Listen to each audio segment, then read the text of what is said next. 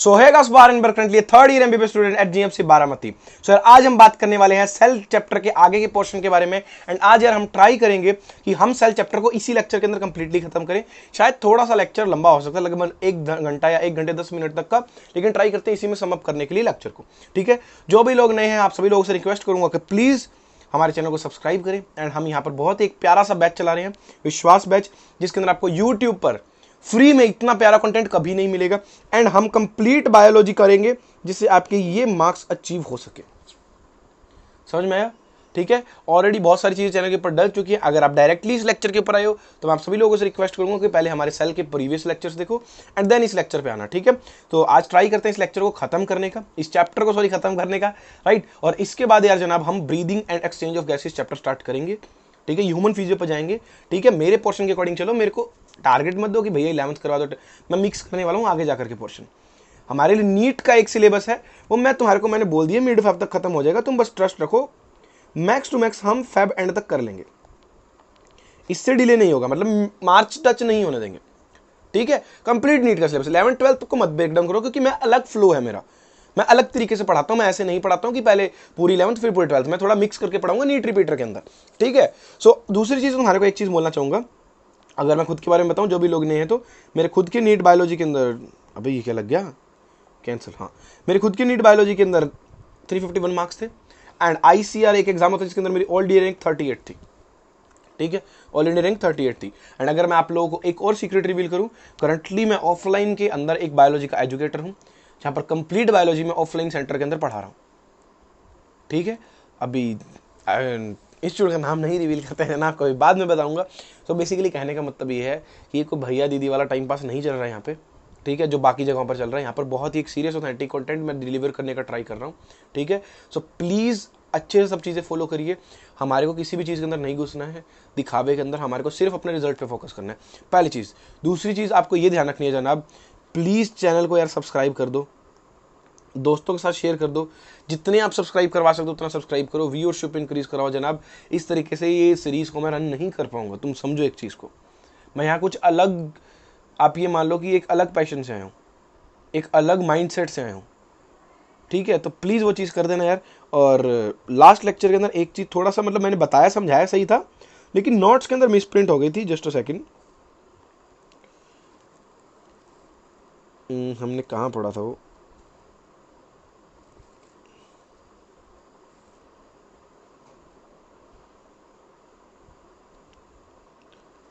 ये रहा। ठीक है, सो मैंने आपको समझाया सही था, लेकिन यहाँ लिखने में गड़बड़ होगी। यहाँ पर नोट नहीं आएगा, बल्कि नोट आएगा तुम्हारा इधर। ठीक है, ये चीज़ ध्यान रखना, यहाँ पर तुम्हारे पास नोट आ जाएगा इस साइड में, यहाँ नोट लिख लेना, मैं लिख भी देता हूँ।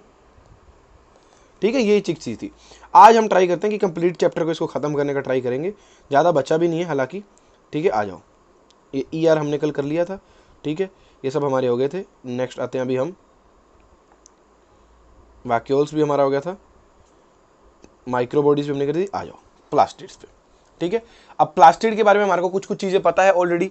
मैंने तुम्हारे को बताया था कि जो क्लोरोप्लास्ट है बेसिकली, या प्लास्टिड है, वो क्या है, डबल मेम्ब्रेन स्ट्रक्चर है। सॉरी, वो क्या है, हमारे पास डबल मेम्ब्रेन स्ट्रक्चर है, और इसको हम सेमी ऑटोनोमस स्ट्रक्चर बोलते हैं। अब ऐसा क्यों है? प्लास्टिड एंड माइटोकॉन्ड्रिया दो स्ट्रक्चर ऐसे हैं जिनको हम सेमी ऑटोनोमस ऑर्गन बोलते हैं। ऐसा क्यों? ऑटोनोमस का अगर किसी को मतलब पता, तो ऑटोनोमस का मतलब होता है जो अपने आप काम करता है या इंडिपेंडेंटली जो काम करता है। तो इनका काम इंडिपेंडेंटली होता है। आप पूछो कि बाकी ऑर्गन्स का क्यों होता है? क्योंकि वो सब न्यूक्लियस के इफेक्ट में काम करते हैं। तो आपके दिमाग में डाउट आ गया कि भैया क्या ये न्यूक्लियस पे इनका इफेक्ट नहीं होता? होता है। तो फिर ये न्यूक्लियस के बिना काम कैसे कर लेते हैं? अब न्यूक्लियस के अंदर तुम सोचो चीज क्या थी जो उसको काम करवा रही है? बिल्कुल सही, DNA और राइबोसोम, जो प्रोटीन बना करके भी देते हैं। इसके अंदर वो दोनों चीजें प्रेजेंट है।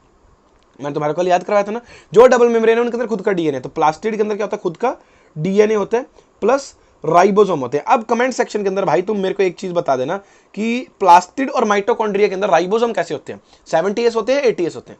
ड्रॉप कर देना, मजा आ जाएगा। ठीक है, नेक्स्ट देखो इंपॉर्टेंट चीज, और ये मैं यहां पर लिख रहा हूं प्लास्टिड एंड माइटोकॉन्ड्रिया के ऊपर। इस बार तो रिस्क ले सकते हैं हम प्रॉपरली, और ये चीज के ऊपर पक्का। ठीक है, आ जाओ। On the basis of presence और absence of pigments, plastid are divided into 3 parts. एक चीज ध्यान रखना इस साल के लिए, एक चीज बहुत ज्यादा इंपॉर्टेंट है, जहां कहीं पे भी कुछ भी ऐसा दिखता है कि on the basis of this, this is divided into. तो जो ये बेसिस वाले क्वेश्चन है ना कि किसके बेसिस पर इसको डिवाइड किया था, ये ध्यान रखना, जहां पर भी बेसिस वाले क्वेश्चन आ जाए कान खड़े कर लेना, इंपॉर्टेंट हाईलाइट कर लेना। एक तो पक्का ये बेसिस वाला क्वेश्चन इस साल आएगा कहीं ना कहीं से, तो या तो क्लासिफिकेशन से या जहां भी डिवीजन आता है वहां पर, तो इसको इंपॉर्टेंट मार्क करते हुए चलना जब भी बेसिस वाला क्वेश्चन है। ठीक है, आ जाओ नेक्स्ट। अच्छा ठीक है, एक चीज फिर और लिख देख भेजना कि ईआर एंडोप्लाज्मिक रेटिकुलम को हमने किस बेसिस के ऊपर 2 पार्ट्स में डिवाइड किया था। ठीक है, आ जाओ। अभी हम basis of presence of pigment इसको क्या कहते हैं, 3 पार्ट्स में डिवाइड करते हैं। फर्स्ट पार्ट है हमारे पास ल्यूकोप्लास्ट, सेकंड है हमारे पास क्रोमोप्लास्ट एंड थर्ड है हमारे पास क्लोरोप्लास्ट। अब बहुत लोगों के अंदर कंफ्यूजन होता है, वो क्लोरोप्लास्ट और प्लास्टिड को सेम समझते हैं, ऐसा नहीं है। प्लास्टिड आप ये समझो एक ब्रॉड टर्म है, उसके अंदर क्लोरोप्लास्ट आता है। ठीक है, सिंपली बताता हूं अभी क्या है। देखो, अगर तुम्हारे को याद हो तो मैंने तुम्हारे को जब अलग नाम बताए थे, तो WBC को हम ल्यूकोसाइट भी बोलते हैं। ठीक है, और WBC कलर कैसा होता है, कलरलेस होता है। तो इसलिए ल्यूको वर्ड का वर्ड तुम मतलब लिटरली, हालांकि इसका मीनिंग अलग है, मिसकॉन्सेप्ट मत क्रिएट करना, बट ल्यूको वर्ड को तुम कलरलेस से जोड़ सकते हो। तो ल्यूकोप्लास्ट मतलब कैसे हो जाएंगे, कलरलेस हो जाएंगे, कलरलेस।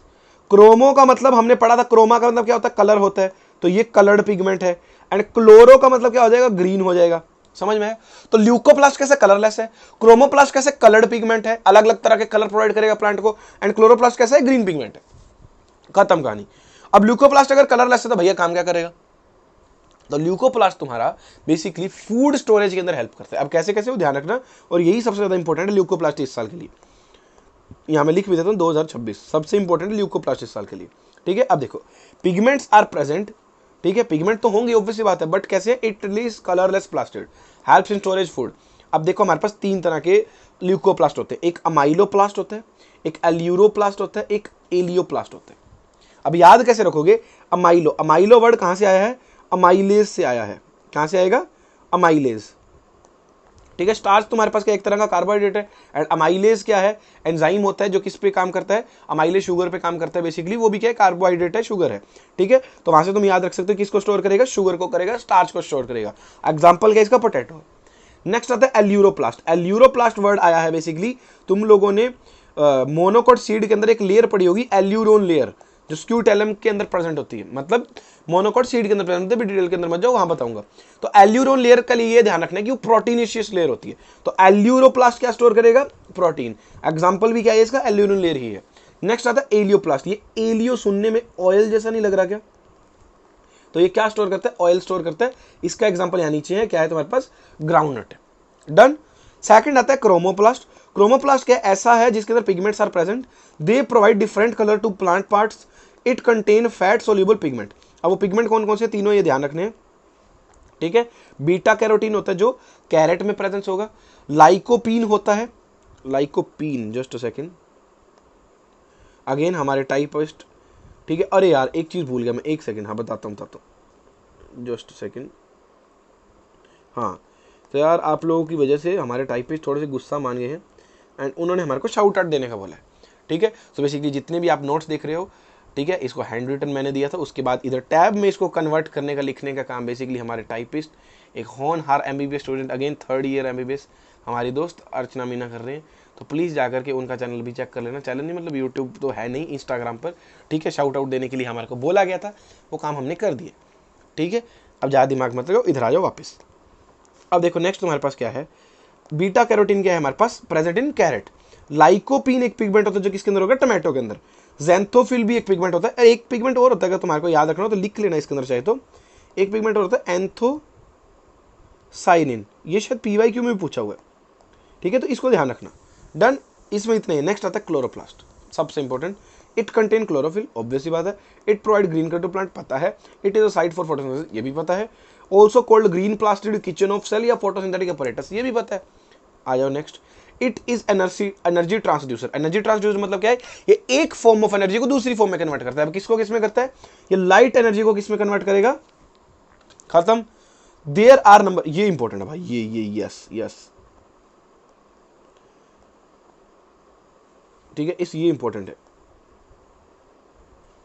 इसको ध्यान रखना। There are number in variable, इसके नंबर कैसे होते हैं, वेरी कर सकते हैं डिपेंडिंग अपॉन सेल्स। जैसे क्लेमाइडोमोनास एक ग्रीन एल्गी, उसके अंदर एक ही होता है, एंड मीजोफिल सेल लीफ के अंदर होता है जिसके अंदर 20 से 40 होते हैं। और ये एनसीईआरटी की एग्जांपल है, मैं फिर बोल रहा हूँ, अगर तुम मेरे पढ़ाने के बाद एक बार एनसीईआरटी की रीडिंग मारोगे ना, सब कुछ डिट्टो लाइन बाय लाइन मिलेगा, मैं कुछ भी एक्स्ट्रा नहीं पढ़ाता हूँ। तो उसका कोई मतलब नहीं है कि एनसीईआरटी की फोटो चिपका करके यहाँ पढ़ाता रहूँ बैठ के, ठीक है, सेम ही चीजें। नेक्स्ट साइज इसका कितना होता है, ये कहाँ गया, साइज का कितना होता है 5 to 10 mm होता है इन लेंथ, 2 to 4 mm होता है इन विड्थ। नेक्स्ट शेप कैसी होती है इसकी, कप शेप्ड होती है क्लेमाइडोमोनास के अंदर, स्पाइरल शेप्ड होती है स्पाइरोगैरा के अंदर, रेटिकुलेट होता है एल्गी के अंदर, एंड डिस्कॉइड शेप होता है हायर प्लांट के अंदर। इंपॉर्टेंट है, इनको याद कर लेना। एनसीईआरटी ने सिर्फ शेप्स लिखकर छोड़ दिए, एग्जाम्पल नहीं बताए, तो एग्जाम्पल हमारे को याद कर लेने, ठीक है, क्योंकि तुम्हारे को पता है एनसीईआरटी आधा-अधूरा लिखती है। अब देखो इसका स्ट्रक्चर देखते हैं, आई होप सबको दिख रहा होगा, ठीक है, इसको छोड़ो अभी, ये वाला अगर नहीं दिख रहा है तो यहाँ ध्यान दो। अब देखो तुम्हारे पास बेसिकली जो तुम्हारा क्लोरोप्लास्ट है, ठीक है, क्लोरोप्लास्ट के अंदर अभी अगर तुम ध्यान से देखोगे, तुम्हारे को देखो सब चीजें बहुत ही क्लियर वे के अंदर दिख रही है।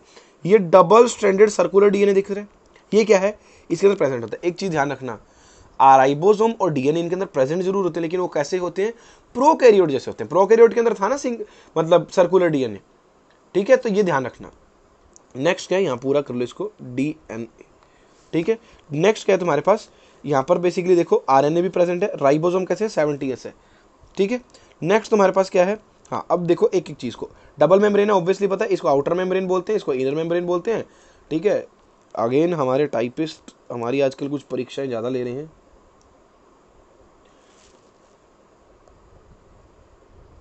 हाँ इसको करेक्ट कर लेना यार, यहाँ पर रुबिस्को आएगा, ठीक है। आ जाओ, अब देखो बेसिकली क्या है हमारे पास, अब तुम देखो जो तुम्हारा बेसिकली क्लोरोप्लास्ट है, उसके अंदर एक ऐसी स्ट्रक्चर होती है, बेसिकली मेरे पास कुछ है क्या यार, एक सेकेंड, हाँ मान लो ये जो तुम्हारे पास एक कॉइन है, ऐसी स्ट्रक्चर होती है कुछ तुम्हारे क्लोरोप्लास्ट के अंदर प्रेजेंट। इस कॉइन लाइक स्ट्रक्चर को हम क्या बोलते हैं, थाइलाकोइड बोलते हैं। क्या बोलेंगे, थाइलाकोइड बोलेंगे। अब ऐसे मल्टीपल कॉइन अगर एक के ऊपर एक तुम रखते जाओगे तो क्या ये एक स्टैक लाइक अपीयरेंस बन जाएगा। उसी स्टैक लाइक अपीयरेंस को हम क्या बोलते हैं, ग्रेना बोलते हैं। समझ में आ रहा है, देखो ये एक जो तुम्हारे पास डिस्क है इसको हम बोलते हैं थाइलाकोइड, और जो ये पूरा स्टैक है तुम्हारे पास इसको हम क्या बोलते हैं, ग्रेना बोलते हैं। डन। फिर जो इसका अंदर का ये मटेरियल भरा हुआ है इस सब को हम क्या बोलते हैं, स्ट्रोमा बोलते हैं। क्या बोलेंगे, स्ट्रोमा बोलेंगे। नेक्स्ट देखो तुम्हारा बेसिकली जो स्ट्रोमा है इसके अंदर एक एंजाइम एक प्रोटीन पड़ा होता है, बेसिकली वो कौन सा है, रुबिस्को है। ये ध्यान रखना, इसको हम फोटोसिंथेसिस वाले चैप्टर के अंदर पढ़ेंगे, अभी सिर्फ याद होना चाहिए उसके अंदर प्रेजेंट होता है। अब देखो हम एक थाइलाकोइड को बाहर निकाल करके देख रहे हैं, तो एक जो थाइलाकोइड है बेसिकली वो ऐसा एक मेम्ब्रेन स्ट्रक्चर होता है, और इसके अंदर ये छोटे छोटे जो रेड कलर से मैंने बनाए ना, ये रेड कलर से जो तुम्हारे को स्ट्रक्चर दिख रहे होंगे, जस्ट अ सेकेंड, ये देखो ये वाले दिख रहे, तो जो ये रेड वाले स्ट्रक्चर दिख रहे हैं ना तुम्हारे को, ये इनको हम क्या बोलते हैं, क्वांटासोम बोलते हैं। क्या बोलेंगे, क्वांटासोम बोलते हैं। अब क्वांटासोम बेसिकली क्या करते हैं, क्वांटासोम जो तुम्हारा है, जस्ट अ सेकेंड, हाँ क्वांटासोम तुम्हारे पास जो है ये लाइट एनर्जी को ट्रैप करते हैं एक्चुअल में। ये क्या करते हैं, ट्रैप लाइट एनर्जी। अगेन इनको भी डिटेल में हम उसी चैप्टर्स के अंदर पढ़ेंगे, अभी सिर्फ ये ध्यान रखना कि थाइलाकोइड के अंदर कुछ एक स्ट्रक्चर्स होते हैं जिनको हम क्वांटासोम बोलते हैं, जो एक्चुअल में लाइट एनर्जी को ट्रैप करते हैं, ठीक है। और सिंगुलर ग्रेनम होता है और प्लूरल ग्रेना होता है, इतना ही है। आउटर मेम्ब्रेन इनर मेम्ब्रेन के बारे में एक चीज ध्यान रखना, जो आउटर मेम्ब्रेन होती है वो मोर परमिएबल है। अब मोर परमिएबल मतलब वो ज्यादा परमिएबल है, मतलब ज्यादा परमिशन देती है किसी भी पार्टिकल को अंदर या बाहर होने में। तो वो सेलेक्टिव कैसी हो जाएगी, कम हो जाएगी। अरे कोई भी पार्टिकल अपनी मर्जी से अंदर बाहर हो रहा है, ज्यादा परमिएबल है, तो सिलेक्टिवनेस उसकी क्या हो जाती है, कम हो जाती है। और इनर मेम्ब्रेन इसका उल्टा है, वो less permeable and more selective है, ठीक है। नेक्स्ट क्या है, the space between both membrane is called as periplastidal surface. Simple है, जो दोनों तुम्हारी मेम्ब्रेन है आउटर एंड इनर, उसके बीच की स्पेस को क्या बोलते हैं, पेरीप्लास्टिडियल स्पेस। सेम इसको माइटोकॉन्ड्रियम बोल देंगे, पेरी माइटोकॉन्ड्रियल स्पेस। दोनों ये ऑर्गेनेल बहुत ज्यादा सिमिलर है, अभी तुम्हारे को समझ आएगा। नेक्स्ट देखो ग्रेनम के बारे में क्या लिखा है, it is made up of arrangement of thylakoid in nature, ठीक है। Thylakoid is a structure in chloroplast, obvious सी बात है। इन थाइलाकोइड इट इज मीजर नहीं है, मेजर है। It is major site for light reaction of photosynthesis which produces ATP and NADH. इसको अभी के लिए याद रख लो सिर्फ, इसको तुम्हारे को फिर अगेन फोटोसिंथेसिस वाले चैप्टर के अंदर पढ़ेंगे डिटेल में। नेक्स्ट क्या है, स्ट्रोमा इज मेजर साइट, यार ये मेजर क्या लिखा है, stroma is major site for dark reaction of photosynthesis. ये दोनों इंपॉर्टेंट है, वहां बहुत डिटेल में पढ़नी है हमारे को, ये light reaction and dark reaction. अभी सिर्फ याद रख लो कि लाइट रिएक्शन जो है वो क्या होती है, ग्रैनम में होती है, थाइलाकोइड में होती है, थाइलाकोइड की जगह ग्रैना भी लिख सकता है, और स्ट्रोमा के अंदर क्या होती है तुम्हारी, डार्क रिएक्शन होती है। ठीक है, नेक्स्ट आ जाओ, फंक्शन ऑफ क्लोरोप्लास्ट क्या है, it is site for photosynthesis, पता है, it helps in photo respiration along with peroxisome and mitochondria, important है, इसको ध्यान रखना भाई। कौन कौन से 3 ऑर्गेनेल तुम्हारे इसके अंदर हेल्प करते हैं, ऐसा क्वेश्चन पूछा जा सकता है, कौन से 3 ऑर्गेनेल फोटो रेस्पिरेशन के अंदर हेल्प करते हैं, तो कौन कौन से हो जाएंगे तुम्हारे, basically peroxisome, chloroplast and mitochondria, तो इन तीनों को याद रखना। डन, नेक्स्ट आ जाओ माइटोकॉन्ड्रिया पे। ठीक है, इतना ही, ज्यादा कुछ नहीं है इसके अंदर। ठीक है,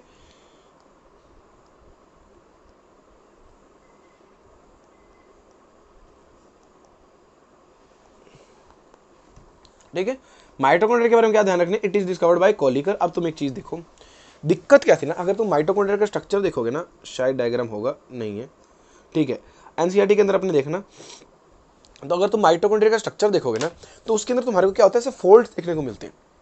ठीक है, और सेम चीज तुम्हारे को अगर तुम देखोगे ना, गोल्जी को ध्यान से देखोगे एनसीईआरटी में, तो उसके अंदर भी वैसे ही कुछ फोल्ड से देखने को मिलता है। तो दिक्कत क्या थी ना, जब स्टार्टिंग के अंदर इतनी ज्यादा रिसर्चेज नहीं हुई थी, तब माइटोकॉन्ड्रिया और गोल्जी बॉडी देखने में सिमिलर ही लगती थी। अब जब तुम रिसर्च कर रहे हो, अभी कोई नई चीज ढूंढ रहे हो, तो उसको डिफरेंशिएट तो करना पड़ेगा ना, पता तो चलना चाहिए अलग है क्या। तो माइटोकॉन्ड्रिया पहचान में ही नहीं आता था, उसको गोल्जी के साथ कंफ्यूजन हो जाती थी। तो इसीलिए तब हमने क्या किया, माइटोकॉन्ड्रिया को कुछ स्पेशल स्टेन्स से स्टेन करके देखा, तब माइटोकॉन्ड्रिया देखा। तो इसीलिए एनसीईआरटी में भी फर्स्ट लाइन लिखी हुई है कि ये सिर्फ तभी दिखता है जब इसको कुछ स्पेशल स्टेन से तुम स्टेनिंग करोगे। और इतना लिखने उसने छोड़ दिया, और तुम्हारे को स्पेशल स्टेन का एक नाम याद होना चाहिए। आ जाओ भी, it can't observe easily under microscope without staining. Special stain for mitochondria is important है। ठीक है, क्या हो जाएगा, जेनस ग्रीन। ठीक है, next it is also called power house of cell, ये तुम्हारे को पता ही है क्योंकि ये एटीपी प्रोड्यूस करता है, एनर्जी प्रोवाइड करता है। ठीक है, डबल मेम्ब्रेन है, डीएनए प्रेजेंट होगा, ये भी सेमी ऑटोनोमस है, नंबर इसके भी वेरिएबल कर सकते हैं, किसके बेसिस पर, कि वो काम कितना करता है। अगर कोई सेल ज्यादा काम कर रही है तो उसमें माइटोकॉन्ड्रिया ज्यादा आ जाएंगे, कोई सेल कम काम कर रही है तो उसमें माइटोकॉन्ड्रिया कम हो जाएंगे। Maximum mitochondria present in flight muscle of bird, important है, ध्यान रखना इसको। जो बर्ड्स की फ्लाइट मसल्स होती है ना, जो उड़ने में हेल्प करती है, मेजर तुम्हारे सबसे ज्यादा जो माइटोकॉन्ड्रिया है वो उसके अंदर प्रेजेंट होते हैं। नेक्स्ट, ये इंपॉर्टेंट है, एनसीईआरटी का ही डाटा है। साइज इसका कितना है, 0.2 से 1 mm है डायमीटर में, लेंथ में कितना है, 1 से 4.1 mm है। ठीक है, शेप इसकी कैसी होती है, सिलेंड्रिकल या सॉसेज शेप होता है।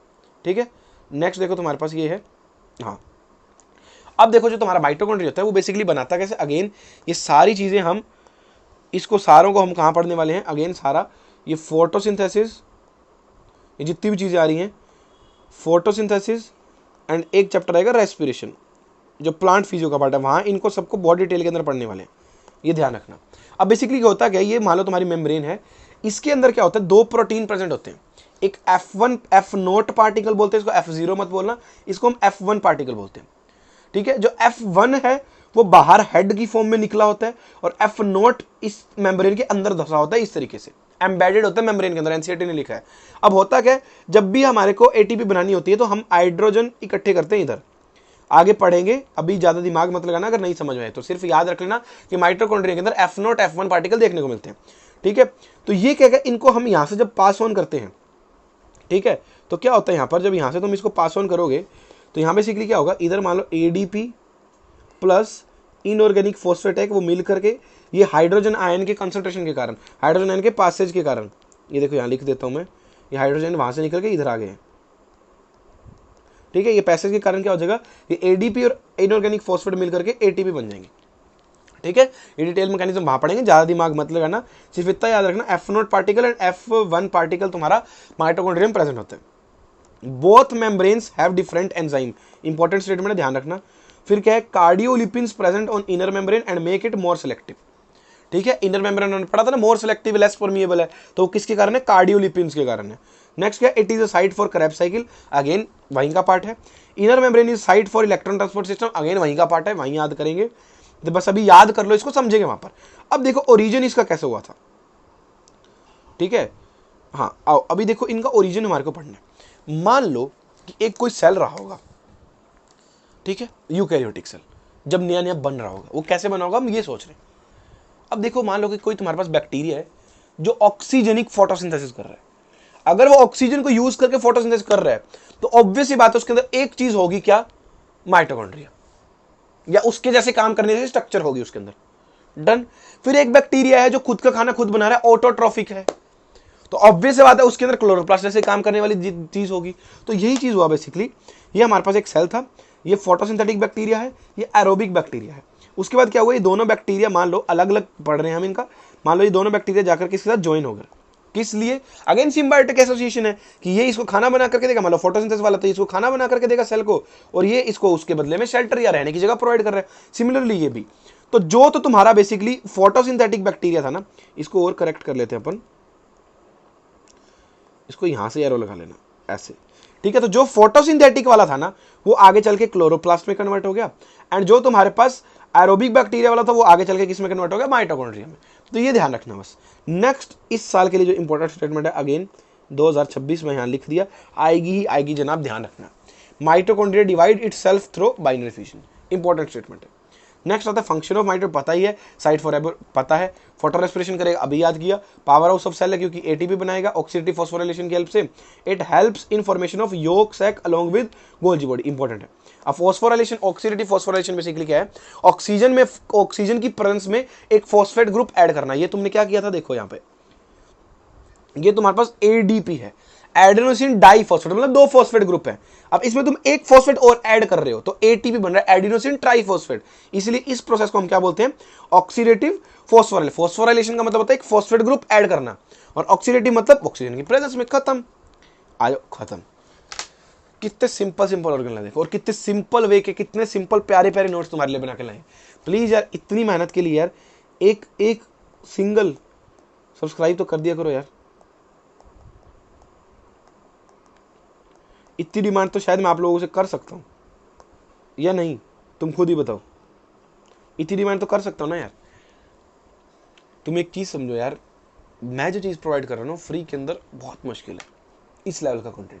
तुम मैच करके देख लो एक बार, तो हमारे को फिर समझ में आएगा। या जो कर भी रहे हैं भाई वो कितने बड़े बड़े इंस्टीट्यूशन है, तुम ये देखो उनके पेड बैच भी चल रहे हैं ऐप पे, और फिर वो यूट्यूब पे प्रोवाइड कर रहे हैं, वहां से अर्निंग करके इधर लगा रहे हैं। भाई मेरा और कोई सोर्स नहीं है, मुझे टीम एक्सपेंड करनी, तुम इस चीज को समझो। और तुम्हारे लिए, तुम्हारे को दिखेगा, मैं बैठ करके दे सकता हूं। मैं यहां पर चीजों को खाने के लिए नहीं आया हूं, मैं उनको एम्पायरिंग करने के लिए यहां पर अपना खुद का एक एम्पायर बनाने आया हूं जिससे तुम्हारा फायदा होगा एट द एंड। तुम ये समझो, मेरे पास अगर कंटेंट क्रिएटर्स हों, फिर कंटेंट क्रिएटर बोलते हैं मतलब कंटेंट क्रिएशन वाले लोग हों जो पीछे से नोट्स वोट्स का सारा चीज हैंडल कर ले, प्रूफ रीडिंग खुद से कर ले, डायग्राम्स कोई बनाने खुद से बना ले, स्पेलिंग चेक ये वो ये काम वो देख ले, वीडियो एडिटिंग वो देख ले, थंबनेल बनाना वो देख ले, वीडियो अपलोड करने का वो देख ले, तो क्या मैं अपने कंटेंट पे बहुत ज़्यादा काम नहीं कर पाऊंगा? क्या मैं और फ्रीक्वेंसी से वीडियो नहीं बना पाऊंगा? तुम बोलते भैया वीडियो डिले हो जाती है, तुम्हारा भैया सब काम खुद से कर रहा है। वीडियो एडिट भी मैं ही करता हूँ, थंबनेल भी मैं ही बनाता हूँ, अपलोड भी मैं ही करता हूँ, ठीक है। फिर इसकी प्रूफ रीडिंग भी मैं ही करता हूँ, कुछ डायग्राम्स भी मैं बनाता हूँ, कुछ वो बना लेते हैं, ठीक है। फिर कुछ स्पेलिंग मिस्टेक है वो चेक करता हूँ, अगर कोई और दिक्कत है इनके अंदर तो वो चेक करता हूँ, कोई अगर सीक्वेंस गड़बड़ है तो इस चीज़ के लिए भाई बहुत टाइम लगता है। एंड मेन चीज़ जो मेरे को चाहिए सबसे इंपॉर्टेंटली, जिसके बाद मज़ा ही आ जाएगा, वो है एक स्टूडियो प्रॉपर, एक खुद की पर्सनल स्पेस। यहाँ रूम के, हॉस्टल के रूम में तुम्हारे को पता है बहुत दिक्कत आती है, तो हमारे को एक पर्सनल स्पेस चाहिए। मुझे स्मार्ट स्क्रीन चाहिए, अगर मैं क्लियर नहीं बोलूँ तो फिर तुम देखना क्या मज़ा आता है बायो के अंदर। तो प्लीज़ यार थोड़ी बहुत हेल्प करो यार, सब्सक्राइब करो, अपने दोस्तों के साथ शेयर करो, उन्हें भी बताओ किस तरीके का कंटेंट मिल रहा है, ठीक है। और दूसरी चीज़ मैं अनाउंसमेंट करना भूल गया था, लिविंग वर्ल्ड चैप्टर तुम्हारा हो गया है, ठीक है। सेल हम आज ही ट्राई करेंगे, अगर थोड़ा बहुत बचेगा तो मैं सेल डिवीजन से पहले करा दूंगा। इसके बाद हम बेसिकली, सॉरी मैंने गलत बता दिया स्टार्टिंग में, ब्रीदिंग नहीं, हम सेल डिवीजन स्टार्ट करेंगे, ठीक है। सेल डिवीजन खत्म हो जाएगा लगभग 3 लेक्चर्स में। 3 लेक्चर्स में खत्म करके इन तीनों चैप्टर का टेस्ट होगा, तो रिवाइज करना और तैयारी करना स्टार्ट कर दो, ठीक है। नेक्स्ट आ जाओ, ठीक है। आई होप आप लोगों को समझ में आ गया होगा। अब नेक्स्ट है राइबोसोम। राइबोसोम सिंपल सा ऑर्गेनेल है, कोई भी दिक्कत वाली बात नहीं है। इसको डिस्कवर किया था जॉर्ज पैलेड ने, इसीलिए इसको हम, हाँ यहाँ लिखा है, जॉर्ज पैलेडे ने इसको डिस्कवर किया था 1953 के अंदर। ठीक है, it is also known as protein factory, हमारे को पता है, तुम्हारे को बता रखा है मैंने। यूनिवर्सल ऑर्गेनेल बोलते हैं, क्यों बोलते हैं? क्योंकि दोनों में प्रेजेंट होता है, प्रोकैरियोटिक यूकेरियोटिक में। पैलेडे ग्रैन्यूल्स या पैलेडे पार्टिकल्स बोलते हैं, यहाँ ग्रैन्यूल्स भी लिख लो, पैलेडे ग्रैन्यूल्स या फिर पैलेडे पार्टिकल बोलते हैं। क्यों? क्योंकि जॉर्ज पैलेड ने इसको डिस्कवर किया था। इंजन ऑफ सेल है, क्योंकि मेन चीज वही बना रहे हैं। फिर क्या है? राइबो न्यूक्लियर प्रोटीन है ये बेसिकली। फिर क्या है? ऑर्गेनेल विद इन ऑर्गेनेल है, मतलब ये एक ऑर्गेनेल है खुद राइबोसोम, और दूसरों के अंदर भी प्रेजेंट होता है। तुम देखो ये माइटोकॉन्ड्रिया के अंदर प्रेजेंट है, प्लास्टिड के अंदर प्रेजेंट है, ईआर के साथ जुड़ा होता है, तो इसलिए इसको हम क्या बोलते हैं? ऑर्गेनेल विद इन ऑर्गेनेल बोलते हैं। ये इसका सबसे इंपॉर्टेंट नाम है, और एक पैलेडे ग्रैन्यूल। मैं तो सारे इंपॉर्टेंट है इसमें, सब बताऊँ तो इसमें सिर्फ ये दो छोड़ करके ना, ये जो लीस्ट इंपॉर्टेंट है, बाकी सब चारों नाम इंपॉर्टेंट है, याद कर लेना। नेक्स्ट क्या है? स्मॉलेस्ट ऑर्गेनेल है। साइज इन प्रोकैरियोटिक सेल कितना है? 15 to 20 नैनोमीटर होता है। यूकैरियोट के अंदर 20 to 25, थोड़ा सा बड़ा होता है यूकैरियोट में। नेक्स्ट क्या? ये मैंने वहां पर भी ऊपर भी मार्क करवाया था, यहाँ लिख देता हूँ, नीट 2026 लिख के रख लो, क्वेश्चन आएगा ही आएगा। लास्ट ईयर भी प्रिडिक्ट किया था सालों ने, 80s 70s की सब यूनिट्स पूछ ली, इतना गंदा क्वेश्चन, तो इस बार ये तैयार रखना। स्वैडबर्ग्स यूनिट क्या है? ओ सॉरी, एस को हम क्या बोलते हैं? स्वैडबर्ग्स यूनिट बोलते हैं, और या फिर सेडिमेंटेशन कोफिशिएंट। ये है क्या? It is indirect measure of size and density. ठीक है, नेक्स्ट आओ। राइबोसोम बेसिकली क्या है? ये आरआरएनए प्लस प्रोटीन से मिलकर के बना होता है, आरआरएनए प्लस प्रोटीन से मिलकर के बना होता है। अब यूकैरियोट के अंदर हमने पढ़ा था 80s होता है, प्रोकैरियोट के अंदर 70s होता है। यूकैरियोट के अंदर ये प्रेजेंट होता है साइटोप्लाज्म और ईआर के साथ। ठीक है, अब देखो इसके अंदर क्या होता है? इसकी सब यूनिट लार्ज यूनिट होती है। 80s की सब यूनिट्स क्या थी? 60s प्लस 40s, और 70s की क्या थी? 50s plus 30s। इनकी फर्दर सब यूनिट्स होती है। जो तुम्हारी सब लार्ज सब यूनिट है ना इधर 60s वाली, इसकी 28s, 5.8s एंड 5s, ये तीन सब यूनिट्स है। ठीक है, और इधर 50s वाले की 23s और 5s है। ठीक है, और 30s वाले की सिर्फ 16s है, एंड स्मॉल सब यूनिट जो 40s है इसका 18s है। तो ये इनकी सब यूनिट, सब यूनिट्स है, ये ध्यान रखनी है। ये तुम्हारे आगे उसमें बायोटेक में और मॉलिक्यूलर बेसिस ऑफ इनहेरिटेंस में 12th चैप्टर में भी आएंगी। ठीक है, 60s की 28, 5.8 एंड 5 है, 40 की 18 है, 50 की 23 और 5 है, और 30 की 16 है। अब एक क्वेश्चन आ सकता है कि which one of the sub unit is common in prokaryote and eukaryote? वो कौन सी है? ये देखो दिख रही है, तो इसको ध्यान रखना। ठीक है, आ जाओ नेक्स्ट। नेक्स्ट है, for combination of small and large सब unit it required magnesium ion in 0.001 concentration. ये बहुत इंपॉर्टेंट चीज है। मतलब क्या है? अगर मेरे को मान लो, तो खाली जगह नहीं है क्या? ठीक है, यहाँ पे मान लो तुम्हारे पास ये एक लार्ज सब यूनिट है और ये एक स्मॉल सब यूनिट है। ठीक है, अब जो तुम्हारी, अरे यार, अब जो तुम्हारी ये स्मॉल सब यूनिट है ना, मान लो ये ऐसे अलग पड़ी है, इनको अगर तुम्हारे को जोड़ना है तो उसके लिए मैग्नीशियम आयन लगता है। ठीक है, अब मान लो मैग्नीशियम आयन की हेल्प से तुमने इनको जोड़ दिया, जो कि चाहिए होता है एक स्पेसिफिक कंसंट्रेशन के अंदर। मान लो वो एक कंसंट्रेशन से ज्यादा हो गया, मान लो वो एक कंसंट्रेशन से क्या हो गया? ज्यादा हो गया।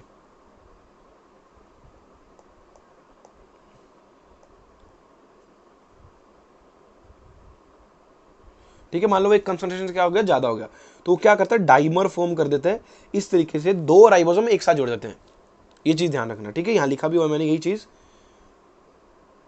ये रहा, When concentration of magnesium ion increase it form dimer। ठीक है, 70s वाले अगर जोड़ेंगे तो 100s डाइमर बनता है, एंड 80 वाले जुड़ते हैं तो 120s बनता है।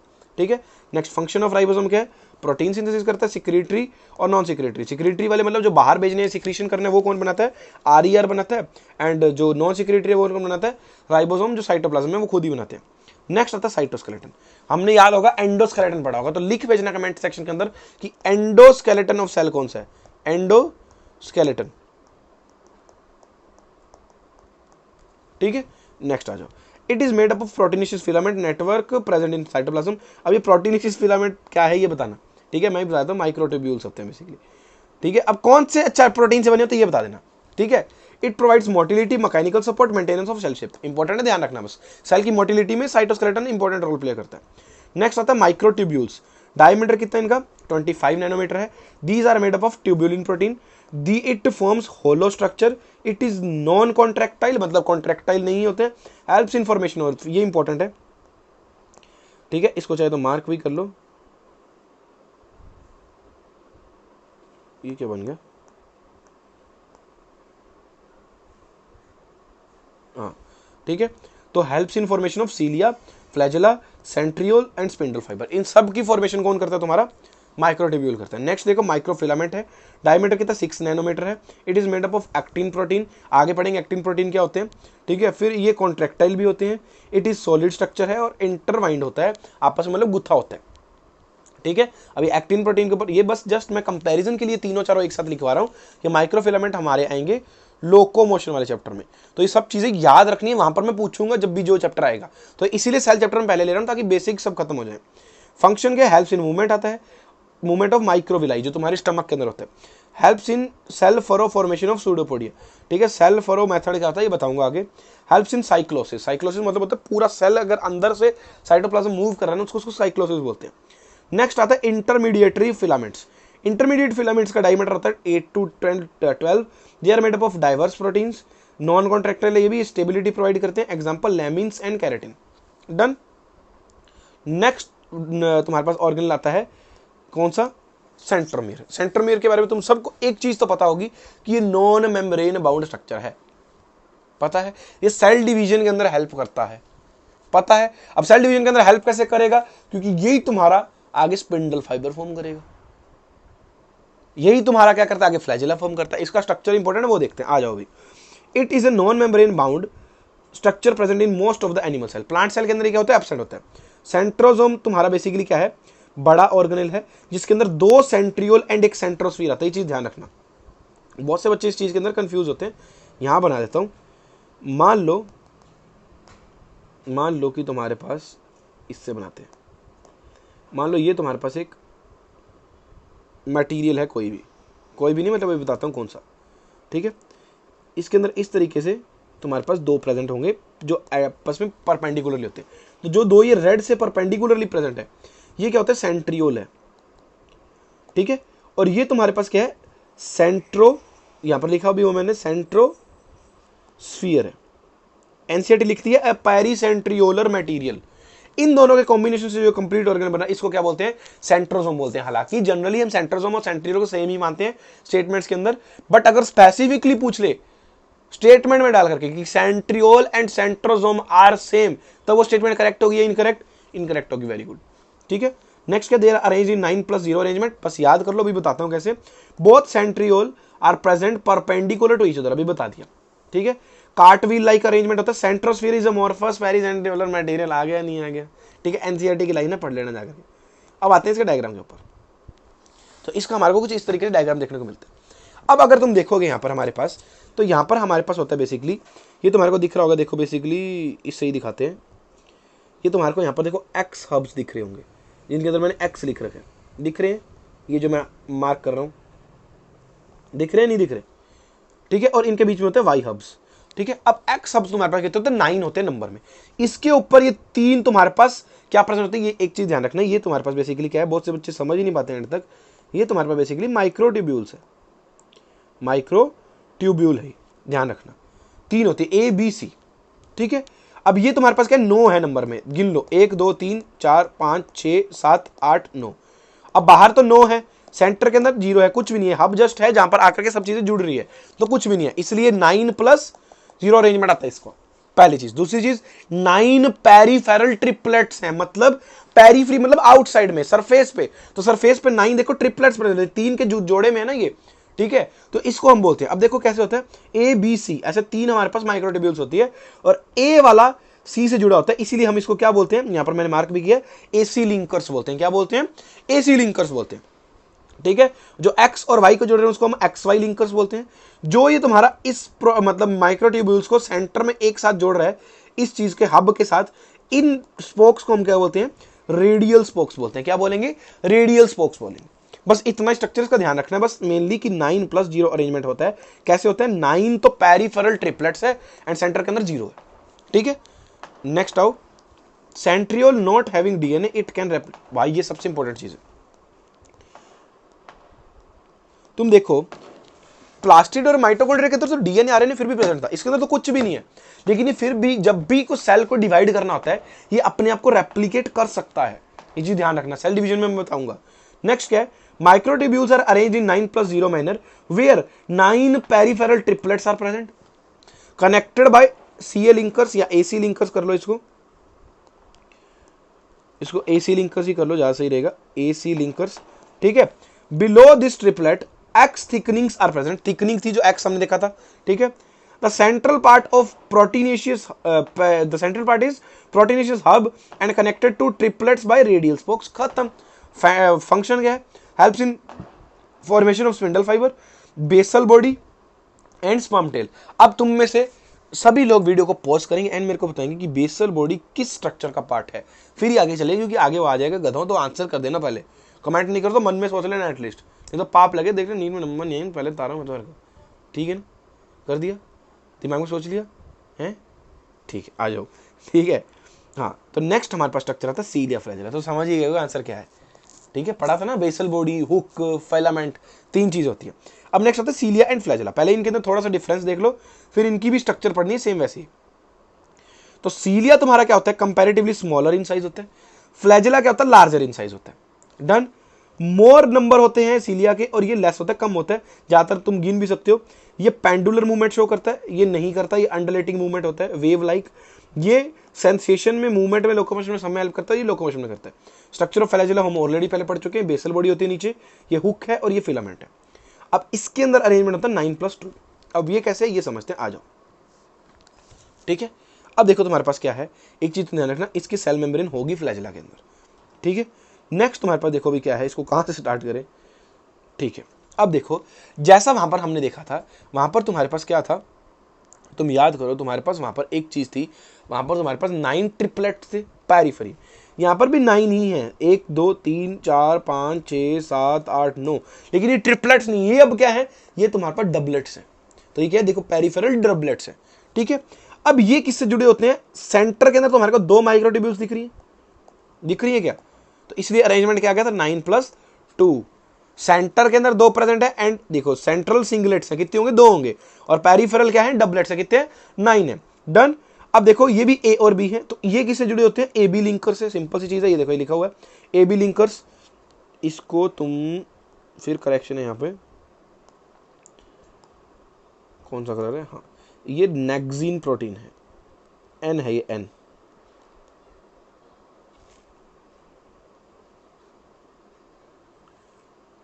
ठीक है, नेक्सिन प्रोटीन है। ठीक है, तो देखो जो तुम्हारा ए बी लिंकर है वो किससे बना होता है? नेक्सिन प्रोटीन से बना होता है, और ये एम्स का पीवीक्यू पहले पूछा गया। ठीक है, फिर ये यहां पर भी सेम, जो इनको ये सेंट्रल शीथ के साथ जुड़ेगी, इसको रेडियल स्पोक्स ही बोलेंगे। स्पाइकर कहां से लिख रखा है, क्या बोलेंगे? रेडियल स्पोक्स ही बोलेंगे। ठीक है, फिर ये यहां पर एक डाइनिन प्रोटीन प्रेजेंट होता है तुम्हारे पास, जो ये तुम्हारे को दिख रहे हैं।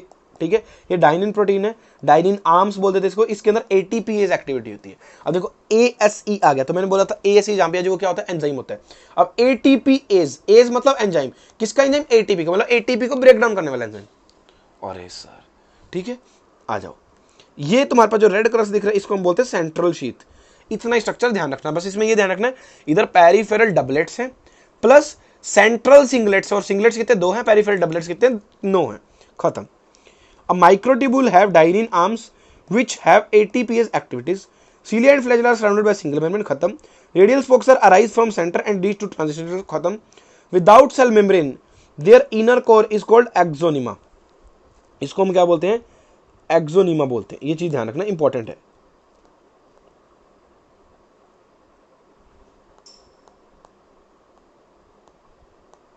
ठीक है, यहाँ 2026 लिख दिया, इंपॉर्टेंट चीज है। एक्सोनीम क्या होता है, एनसीईआरटी में भी दिया हुआ है, इसको ध्यान से देख लेना।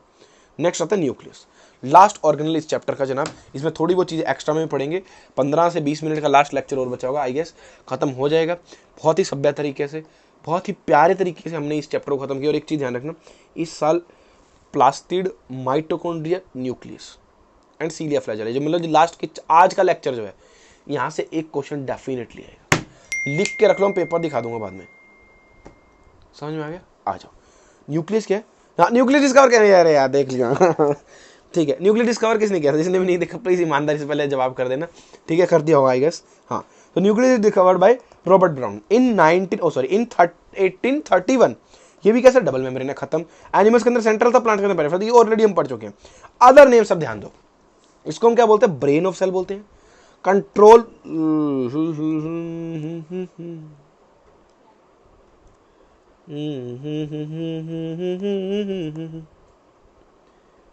परीक्षा ली जा रही है हमारी, कोई बात नहीं, आपके लिए ये परीक्षा भी पार कर लेंगे, तुम भी कर लेना सालों गधों नीट के अंदर, है ना। मेरे को इतने मार्क्स चाहिए तुम सबसे, मैं बता रहा हूँ तुम्हारे को।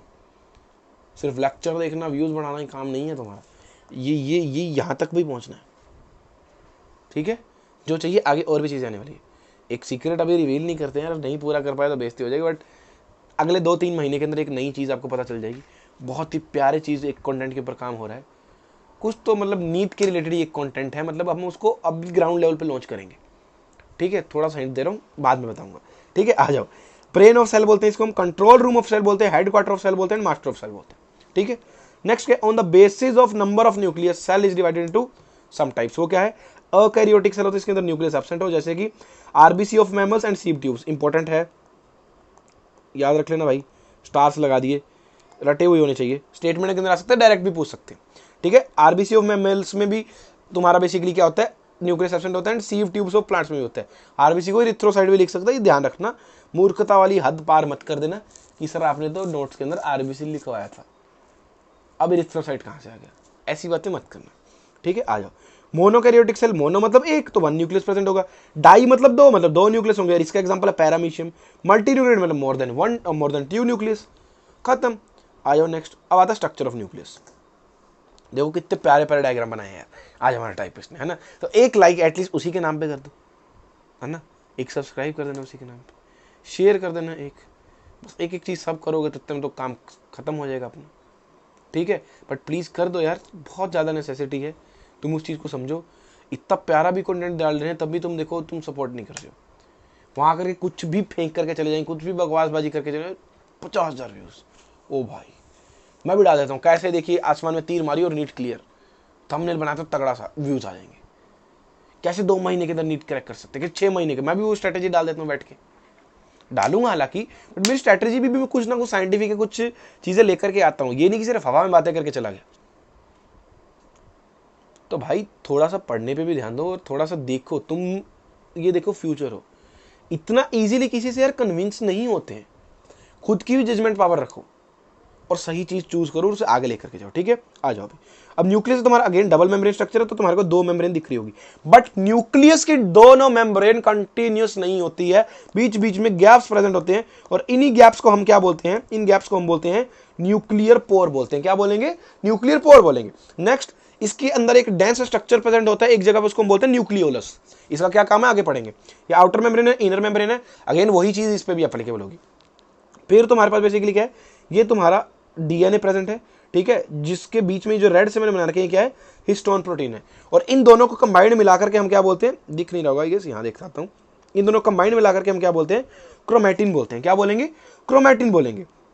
नेक्स्ट तुम्हारे पास अंदर का जो जैसे साइटोप्लाज्म होता है सेल के अंदर, न्यूक्लियस के अंदर न्यूक्लियर प्लाज्मा हो जाएगा, फिर न्यूक्लियर पोर हो गया हमारा, हिस्टोन प्रोटीन हो गया, फिर ये सेल के साथ डायरेक्टली ईआर जुड़ा हुआ है, एंड ये इसकी इनर मेम्ब्रेन के अंदर ना ऐसे एक रफ स्ट्रक्चर कन्वर्ट बनाने वाला एक स्ट्रक्चर प्रेजेंट होता है, इसको हम क्या बोलते हैं, लैमिन प्रोटीन बोलते हैं। ये रहा, याद रखना, ठीक है। आ जाओ इन स्ट्रक्चर्स को पढ़ते हैं। It consist of outer and inner membrane arranged parallelly to each other, सही है। It act as a barrier between cytoplasm and nuclear plasm, सही है। The space between both membrane is called peri, इस सब के अंदर सेम ही है, पैरी word लगाना है, peri plastidial space, peri mitochondrial space and peri nuclear space, खत्म। विड्थ ये इंपॉर्टेंट है भाई, एनसीईआरटी में दी हुई है, मार्क कर देता हूं, मैं लिख भी देता हूं इसके ऊपर। अरे यार आ जाओ, इसके ऊपर मैंने लिख दिया नीट 2026, रट्टा मार लेना भाई, ठीक है। कितनी विड्थ है इसकी? 10 to 15 नैनोमीटर। नेक्स्ट तुम्हारे पास आ जाएगा, place where both membrane are absent is called nuclear pore, it help in making a passage between nuclear plasm and cytoplasm for RNA and protein. RNA protein को बाहर आना होगा तो उसके लिए पैसेज है एक तरह का। Lamin protein present on inner membrane helps in providing strength and helps in disappear and reappearance of nuclear membrane. अब ये इंपॉर्टेंट है, ये पूरी चीज तुम्हारे को याद रखनी है, किसके लिए? सेल डिवीजन के लिए, वहां पर पूछूंगा मैं। अगर किसी को थोड़ा बहुत भी याद हो तो तुम्हारे को पता होगा कि जब भी हमारे को सेल डिवाइड करना होता है तो प्रोफेज के अंदर हम पहला काम क्या करते हैं, सारे ऑर्गेनल को डाल देते हैं, न्यूक्लियर मेम्ब्रेन गायब हो जाती है, न्यूक्लियोलस गायब हो जाता है, जितने भी ऑर्गेनल्स है, ईआर, गोल्जी, लाइसोसोम, वैक्यूल, ये वो सब गायब हो जाते हैं, अंदर से सेल पूरा खाली हो जाता है, ताकि एटलीस्ट क्रोमोसोम के अरेंजमेंट में, उनके डिवीजन में, उनको डिवाइड इजीली करने में तुम्हारे को पूरा सेल मतलब एक खाली स्पेस मिल सके। डन। नेक्स्ट और न्यूक्लियोप्लाज्म में क्या है, it consist of chromatin and nucleolus, उसके अंदर दोनों चीज प्रेजेंट होती है। क्रोमैटिन फाइबर क्या है, ये भी इंपॉर्टेंट है भाई यार। अरे यार ये क्या चला दिया, ठीक है, इसके ऊपर मैं लिख देता हूँ 2026, ये मार्क करते चलना भाई अपनी अपनी एनसीईआरटी में। डिस्कवर्ड बाय फ्लेमिंग, एनसीईआरटी में है, मैं फिर बोल रहा हूँ इसको एनसीईआरटी में मार्क कर लेना। 2026 मैंने लिख दिया, मतलब आएगा, लास्ट ईयर प्रूफ हो चुका है ये, तो अब इधर उधर मत देखना कि यार भैया ऐसे फेंक देते गधे साले। Discovered by Fleming, basic stain use किया था उसने इसको स्टेन करने के लिए। अब बेसिक स्टेन क्यों यूज किया था अगर मैं थोड़ा सा बताऊँ, तो बेसिकली जो तुम्हारा डीएनए होता है ना वो नेगेटिवली चार्ज होता है, और नेगेटिवली चार्ज अगर कोई चीज है तो वो थोड़ा सा एसिडिक नेचर रखती है। तो अगर तुम उसके एसिडिक ही डाई से स्टेन कर दोगे तो स्टेन होगा ही नहीं, इसलिए अपोजिट स्टेन यूज करना पड़ता है, इसलिए हम बेसिक स्टेन यूज करते हैं, ठीक है। नेक्स्ट आओ, क्रोमैटिन डीएनए आरएनए और प्रोटीन तीन चीजों से मिलकर के बनता है। प्रोटीन दो तरह के होता है, histone and non histone. Histone protein basic nature के होते हैं, नॉन हिस्टोन एसिडिक नेचर के होते हैं। डन। नेक्स्ट आता है न्यूक्लियोलस, ठीक है, इसको डिस्कवर किया था फोंटाना ने, ये एनसीईआरटी में नहीं है बट याद कर लेना, लिख लेना उसी में। न्यूक्लियोलस को किसने डिस्कवर किया था, फोंटाना ने डिस्कवर किया था। It is a membrane less special structure present inside nucleus, important statement है। It is a site for ribosomal RNA synthesis, यह सबसे इंपॉर्टेंट स्टेटमेंट है इसके लिए। अभी ये क्या बन गया,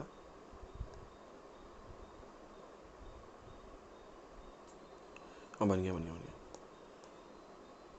ठीक है, इसके ऊपर अपन लिख देते हैं 2026, इंपॉर्टेंट है, और मैंने लिख दिया मतलब हाँ आएगा, ठीक है।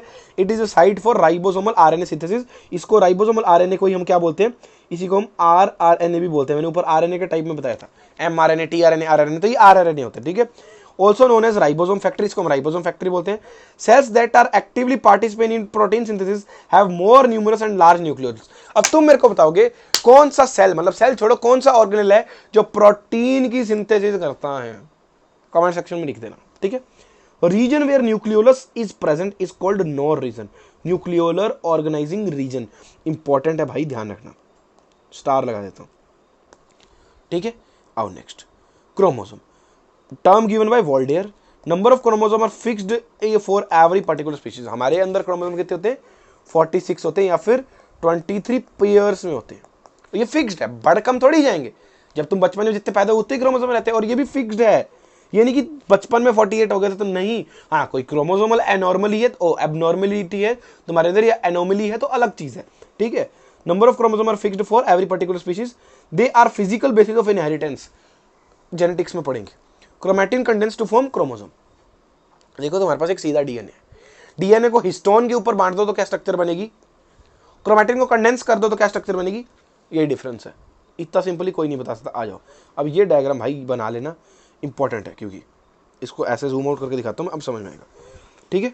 अब देखो तुम, ये हमारे पास एक क्रोमोसोम है, ठीक है, इसके सेंटर में ये क्या प्रेजेंट होगा, ये जो सेंटर में ये क्या होगा तुम्हारे पास, ये हमारे पास होगा सेंट्रोमियर होता है, इसको हम क्या बोलते हैं, सेंट्रोमियर बोलते हैं, ठीक है। इस सेंट्रोमियर के दोनों साइड एक ऐसी प्लेट जैसी स्ट्रक्चर प्रेजेंट होती है, इसको हम क्या बोलते हैं, काइनेटोकोर बोलते हैं। काइनेटोकोर पे ही आकर के स्पिंडल फाइबर अटैच होंगे, सेल डिवीजन में हेल्प करते हैं दोनों। ये जो बेसिकली ये तुम्हारे पास दो क्रोमैटिड्स हैं, इनको अलग अलग करने में हेल्प करते हैं सेल डिवीजन के अंदर। फिर ये ऊपर वाले पॉइंट को हम टीलोमियर बोलते हैं, नॉन स्टिकी होते हैं, इसके अंदर इस तरीके से डीएनए प्रेजेंट होगा। फिर हाँ, जो तुम्हारे पास सेंट्रोमियर, इसको हम प्राइमरी कॉन्स्ट्रिक्शन भी बोलते हैं।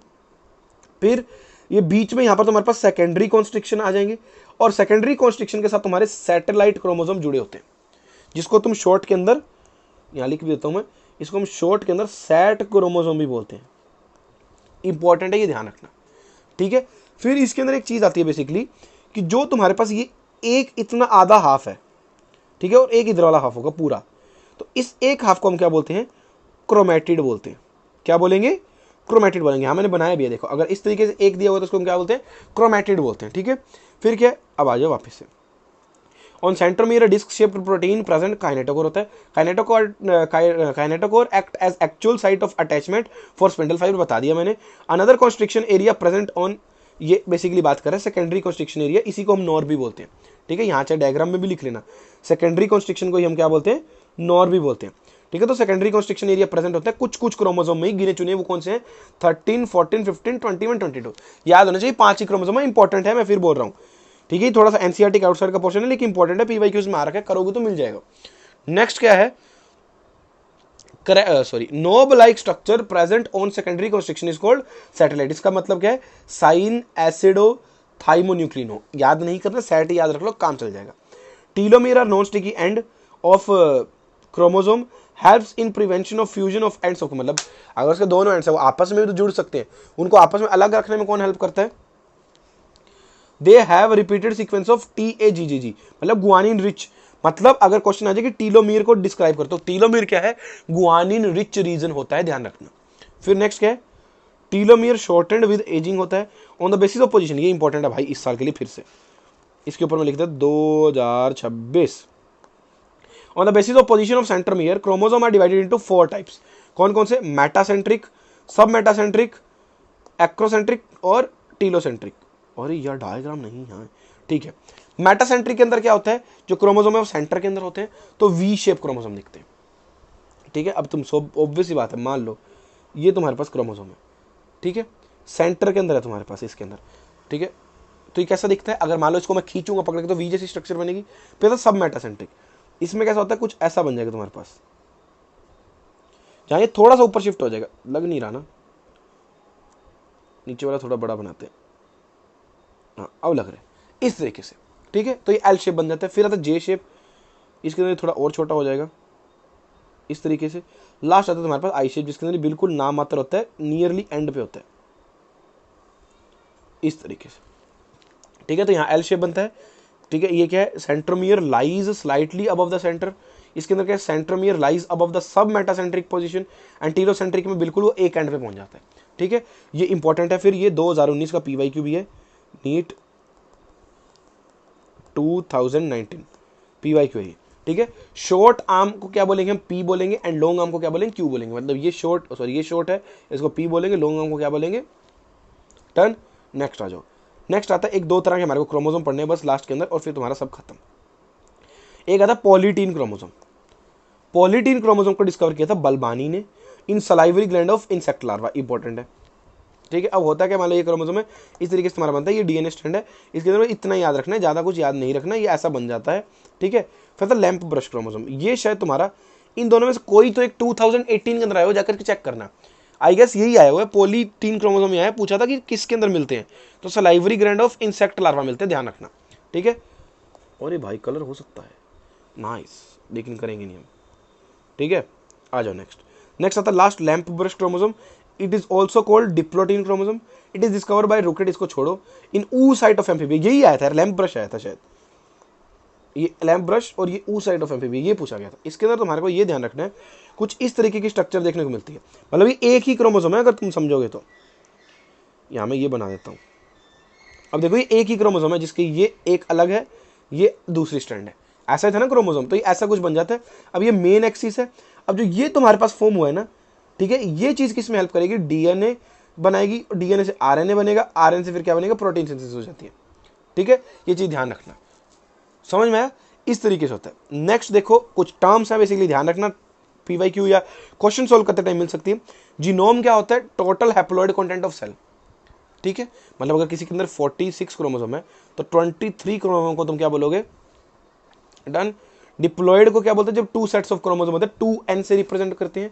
हैप्लॉइड को n से रिप्रेजेंट, मतलब अगर हम लिखते हैं नॉर्मली तो हम ऐसा लिखते हैं, डिप्लॉइड सेट ऑफ अगर क्रोमोसोम लिखूंगा मैं, इसको क्या हो गया, हाँ, तो इसको मैं ऐसा लिखूंगा 2n इज इक्वल टू 46, इधर अगर लिखूंगा तो इस तरह लिखता हूँ n इज इक्वल टू 23, इस तरीके से हम इसको बेसिकली बताते हैं। कैरियोटाइप क्या है, स्टडी ऑफ क्रोमोसोम, जब तुम क्रोमोसोम की स्टडी करते हो उसको क्या बोलते हैं, कैरियोटाइप बोलते हैं। इडियोग्राम क्या है, ग्राफिकल रिप्रेजेंटेशन ऑफ कैरियोटाइप, ठीक है, एक सेकेंड, ठीक है। इडियोग्राम क्या हो जाएगा, जब तुम डिफरेंट क्रोमोसोम को एक ग्राफ पे प्रेजेंट करते हो, पूरा एक चार्ट बना करके, और उसकी शेप्स के अकॉर्डिंग, उसको ही क्या बोलते हैं हम, इडियोग्राम बोलते हैं, ध्यान रखना, ठीक है। ये क्वेश्चंस बेसिकली दोनों इंपॉर्टेंट है, ये दोनों ध्यान रख लेना, मेनली इंपॉर्टेंट है, ठीक है। सो फाइनली इसी के साथ हमारा आज का लेक्चर, हमारा चैप्टर पूरा खत्म हो गया। इसके बाद तुम्हारा काम इतना ही, अच्छे से रिवाइज करो, कहीं दिक्कत आती है लेक्चर को रिपीट करके देखो, नोट्स पढ़ो। आज मैं ये वो पहले वाले डिलीट करके पूरा सेट ऑफ नोट्स डाल दूंगा टेलीग्राम पे, इसको चेकआउट कर लेना। और जनाब अच्छे से पढ़ते रहो यार, मेहनत करो 360 लाओ, और प्लीज़ थोड़ी बहुत हमारी भी हेल्प करते चलो, सब्सक्राइब वगैरह कर देना अपने आप से, ज़्यादा बार बार मेरे को ना बोलना पड़े। चैनल थोड़ी हमारी भी ग्रोथ कराओ, मजा आएगा यार, एक साथ सक्सेस पर जाने का, एक साथ ग्रोथ करने का अलग ही मजा है। ठीक है, मिलते हैं अगले वीडियो के दौरान। तब तो पहले सबसे पहले आपके पास आएगी एक मंडे को हम डालेंगे सेल के ऊपर क्वेश्चंस की वीडियो, फिर हम स्टार्ट कर देंगे नेक्स्ट चैप्टर सेल डिवीजन। ठीक है, सो उसको हम 3 लेक्चर के अंदर खत्म कर देंगे। ठीक है, तो तब तक के लिए सिया टेक केयर, पढ़ते रहिएगा, स्माइल रखिए अपने चेहरे के ऊपर, बर्डन मत लेना। मिलते हैं अगली वीडियो के दौरान, तब तक के लिए see ya take care, have a nice day, thank you.